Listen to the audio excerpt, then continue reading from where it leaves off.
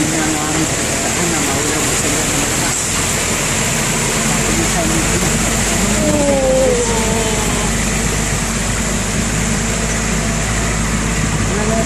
Biruin niyo po na iba ito lang pinatubo ito. Grabe, mga ito. Laki ang dami pa rin naman ano. Normal pinatubo yan ang pinatubo. Walang dapat mga ganito dito. Walang ang puno, walang malalaki. Grabe. Maraming puno na po yun. Ano naging ulit, naging targol ko dahil sa lava. So yung sa loob ng buwangin po yan, maraming mga kahoy, yung mga nag-ulit. Pero maunti po lumilitaw po yung mga uling na yun, nagagamit po ng mga itak.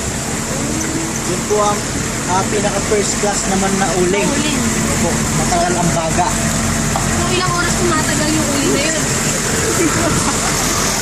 Yung 5 piraso po, nakakaluso siya ng isang ate. Tagal po. Tagal po yung ano niya, baga. Minsan nga po, nabigtak pa yung kaldero. Oo, mainit. Subukan ko na po kasi. Nakakabili po ako ng uling dito. Kaya kapag hindi mo na mapasobrahan yung uling na ano, Ay may reflection ng araw.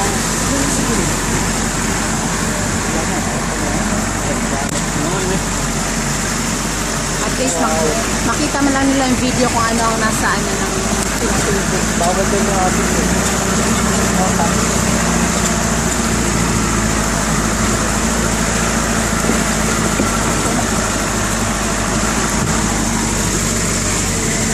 Bilisan mo na lang yung shutter speed mo.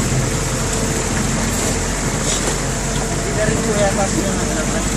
Opo nga. Kanina may balak silang maglakad eh. Nakita nila lang hindi tayo naglakad.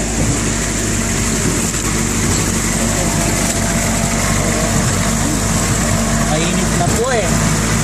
Kung medyo napaaga po sana kayo ng konti, magandang maglakad talaga. Mga 5 ganyan. 5 p.m. Eh, anong oras ba start ng ano? Kasi sabi ni Kuya, 6:30 daw. Pwede din pala madaling araw. Pwede din pala madaling araw. Pwede po, basta nauna po kayo sa ano, nagawa na yung mga gate pass. Pero yung ano po talaga, 6:30. So yung mga sa tourism office po pumapasok 6:30.